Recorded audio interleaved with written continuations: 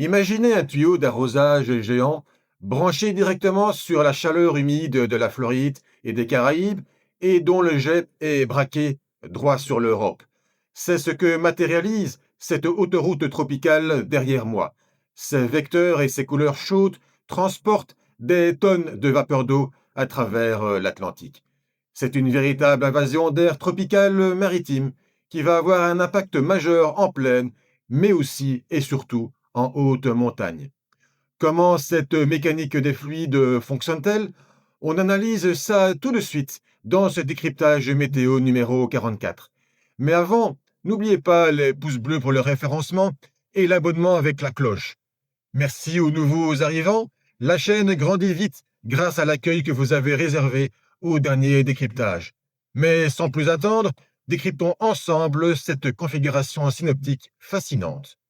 Cette image d'introduction est l'image clé de ce décryptage météo numéro 44 et nous reprenons donc la fameuse carte d'Alicia Bentley que vous commencez à connaître maintenant si vous fréquentez régulièrement cette chaîne.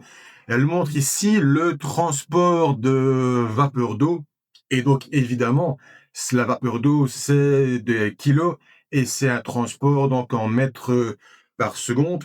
Donc c'est clairement la marque d'une rivière atmosphérique qui s'écoule non seulement depuis la Floride, mais même le golfe du Mexique, et qui traverse tout l'Atlantique subtropical sur des milliers de kilomètres, et puis qui se redresse, on va voir pourquoi plus tard, vers l'Europe occidentale, et donc elle apporte sa moiteur, ses précipitations, et donc évidemment sa grande douceur, et pas seulement dans les basses couches, et ce sera surtout ça le thème important de ce décryptage.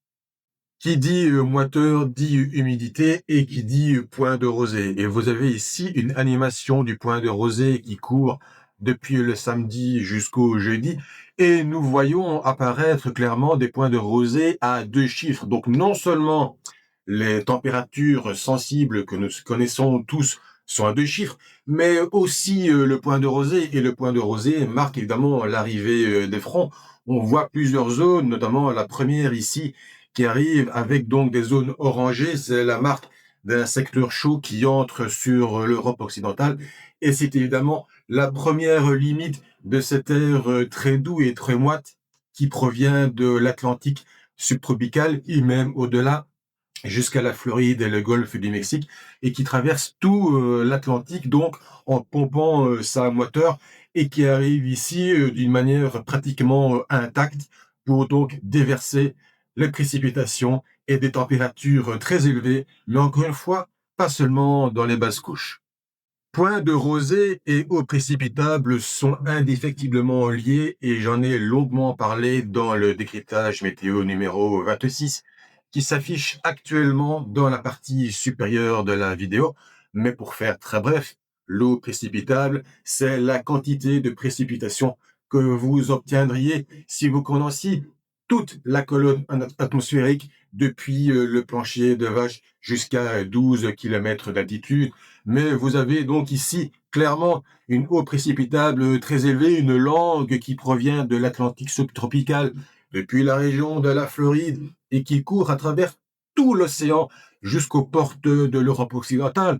Vous voyez bien que les autres zones européennes sont autour de 10-15 mm. Ici, donc aux portes, vous avez des zones rouges avec plus de 30 mm. Et la langue violette qui tangente le Portugal, 40 mm.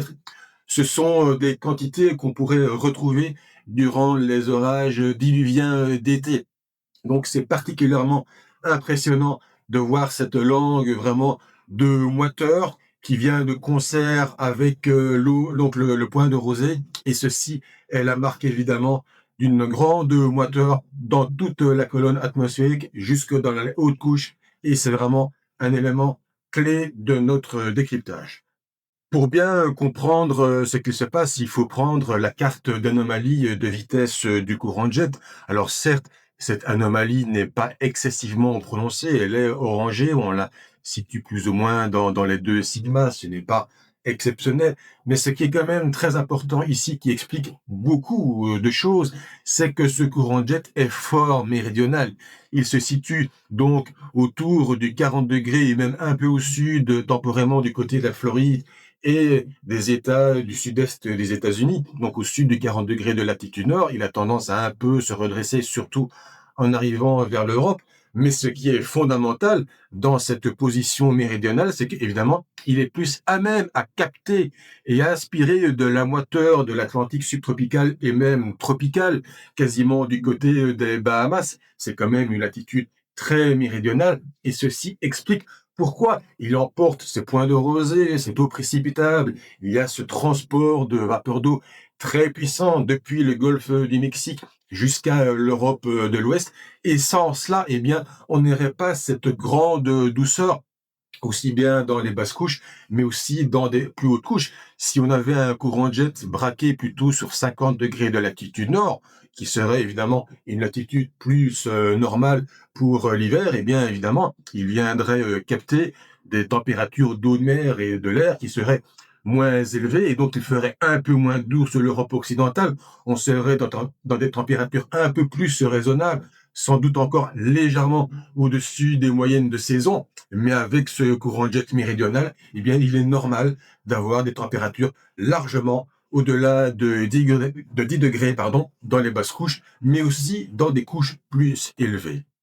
Il y a d'autres éléments fondamentaux à aborder pour expliquer tout ceci. Ils ont déjà été abordés partiellement dans le décryptage précédent, le 43, dont notamment le creux d'altitude sur la baie d'Hudson qui provoque un écoulement d'air glacial vers le nord-est des États-Unis.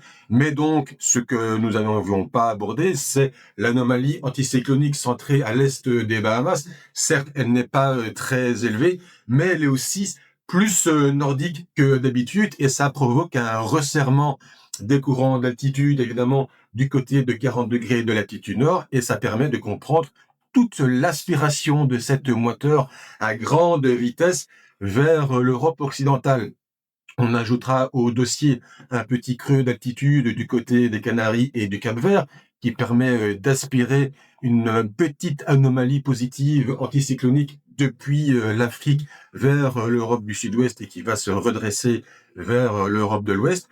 Et ce que j'ai déjà mentionné dans les décryptages précédents, c'est le petit blocage continental qui provoque tout simplement des ondulations dans le courant de jet. On a donc évidemment une ondulation qui vient ici, qui plonge vers la Méditerranée et le nord de l'Afrique, mais non, on a aussi une ondulation qui est donc déviée vers le nord de l'Europe, et ceci provoque le redressement du courant de jet méridional, et comme on a une haute pression qui se forme dans cette zone-ci, qui est alimentée par toute cette moiteur, eh bien, donc le courant de jet va être redressé vers l'Europe du Nord-Ouest et même encore au-delà.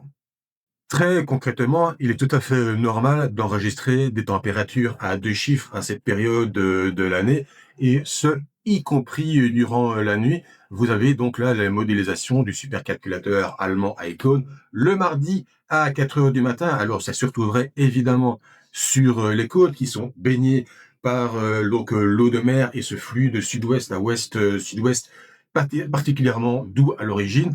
C'est un peu moins doux évidemment dans l'intérieur de terre, mais ça reste évidemment plus doux que la normale.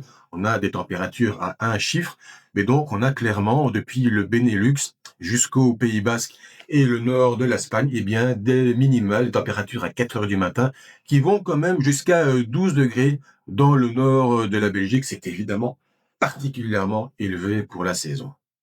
Mais comme je l'ai expliqué précédemment, l'eau précipitable est très élevée. Et si elle est très élevée, ça veut dire qu'il y a beaucoup d'humidité dans toute la colonne atmosphérique et qu'il y a donc beaucoup de douceur dans toute la colonne atmosphérique. Et cette animation de l'altitude de l'isotherme 0 degré, donc depuis le samedi jusqu'au jeudi, est particulièrement instructive. Vous avez les couleurs violettes qui sont donc symboles d'isotherme 0 degré au-delà de 3000 mètres qui s'emparent de l'Europe du Nord-Ouest. Et vous pouvez constater que vous avez des limites bien définies. C'est la marque de secteur chaud, l'isotherme 0 degré. Remarquez ici aussi, vous avez une autre impulsion d'air très doux avec vraiment un secteur chaud bien marqué. Et donc l'isotherme 0 degré peut aussi très bien marquer les limites frontales grâce évidemment au changement de masse d'air qui se manifeste aussi à haute altitude. Mais vous pouvez donc constater que à certains moments, eh bien, la couleur violette remonte jusqu'en Écosse, donc un isotherme à 3000 mètres en Écosse, remarquez ici le mardi, mais vous avez une autre impulsion qui arrive donc vers jeudi, et vous avez même des couleurs blanches qui localement, temporairement, apparaissent dans donc la partie méditerranéenne. Donc on est au-delà de 3500 mètres, on tangente même les 4000 mètres, et donc évidemment, tout ceci a un impact particulier sur les zones de moyenne et même haute montagne, et évidemment du manteau neigeux qui avait commencé à se constituer.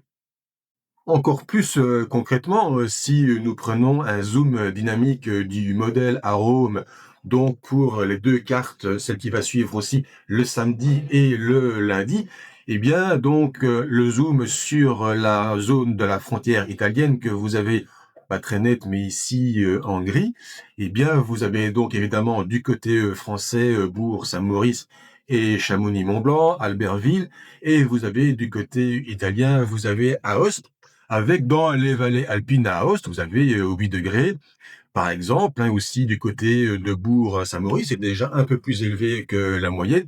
Et du côté du Mont Blanc, on a quand même des isothermes à moins 14, moins 15 degrés. Mais si nous avançons donc dans le temps, et donc que nous prenons la carte suivante, donc du lundi 8 décembre à 14 heures, eh bien clairement, Aoste est monté dans les deux chiffres, 12-13 degrés, y compris pour Bourg-Saint-Maurice et Albertville, alors que du côté du Mont Blanc, alors tous les isothermes ne sont pas très clairs, mais on peut deviner que le bleu est moins net et que nous avons des isothermes négatifs toujours, mais plutôt à un chiffre. On a à moins 6, moins 7, éventuellement moins 10, moins 11 degrés vraiment au sommet du Mont Blanc, mais on voit quand même que les couleurs ont clairement changé, ce qui est la marque du changement de masse d'air aussi en altitude qui est provoqué par cet appel de moteur très éloigné sur l'Atlantique tropical. Pour bien situer les choses en termes d'anomalies, prenons le météogramme de Chamonix-Mont-Blanc avec les températures dans la partie du bas. Et donc, effectivement, donc lundi, mardi et mercredi, nous sommes au-delà des 10 degrés alors que la moyenne saisonnière est de 5 degrés. On pourrait atteindre effectivement 12-13 degrés. Ce serait donc 7 degrés au-dessus de normal, avec environ 1 à 3 degrés en dessous de l'extrême climatologique. Donc des records qui seraient battus, c'est à voir. Cela semble peut-être un peu compliqué, des records décadaires ou mensuels, évidemment, puisque les records quotidiens n'ont pas beaucoup de valeur scientifique. Mais malgré tout, c'est quand même assez problématique pour cette zone alpine qui tout doucement va préparer les vacances de Noël et l'arrivée de personnes intéressées par la neige. Pour conclure sur ce décryptage fortement centré sur les températures en altitude, prenons le diagramme de la zone alpine, notamment pour la température au niveau 850 hectopascales, avec la ligne rouge qui est la moyenne des scénarios et la ligne brune qui est la moyenne saisonnière. Et donc, nous pouvons constater que pour le 9 décembre, eh bien, nous sommes à 10 degrés au niveau 850 hectopascales. Donc, clairement, 2500, 3000 mètres et même au-delà pour donc atteindre l'isotherme 0 degré. Et ensuite, le diagramme a tendance à un peu diminuer, mais c'est évidemment très relatif. On se retrouverait peut-être autour de 2000 mètres vers la mi-décembre ou encore légèrement au-delà. En tout cas, au-dessus de la moyenne saisonnière. Et on constatera que jusqu'à la mi-décembre, hormis évidemment cette zone-ci, mais qui est dans la zone douce, eh bien, on aura peu de précipitations. Seule situation un peu plus positive quand on aura des températures qui se rapprocheront, quoique encore au-dessus des moyennes de saison, eh bien, on aura le retour des précipitations, mais ça risque donc d'être encore au-delà ou autour de 2000 mètres en dessous, donc vraiment dans les stations de ski, vraiment dans les zones centrales de stations de ski, eh bien, ce sera peut-être encore trop limite pour la neige, mais c'est évidemment encore à préciser vu l'échéance. Donc, c'est clairement une période assez délicate qui va commencer, qui a commencé pour les stations de ski et l'économie centrée autour de la neige. C'est pas une très très bonne nouvelle pour évidemment préparer la période de Noël et les vacances de Noël qui accueilleront sans doute malgré tout eh bien, les vacanciers et les rois de la glisse. En tout cas, j'espère que ce décryptage météo numéro 44 vous a plu. Si c'est le cas, encore une fois, n'oubliez pas le pouce bleu et je vous donnerai rendez-vous pour le décryptage météo numéro 45 le 15 décembre. On aura sans doute l'occasion de reparler de la situation de ce mois de décembre et de cette douceur qui perdure pour tenter de voir ce qui pourrait se passer durant la deuxième quinzaine de ce premier mois d'hiver et éventuellement voir s'il y a une lueur d'espoir pour des températures plus fraîches et plus de neige à une plus basse altitude. D'ici là, portez-vous bien et salut!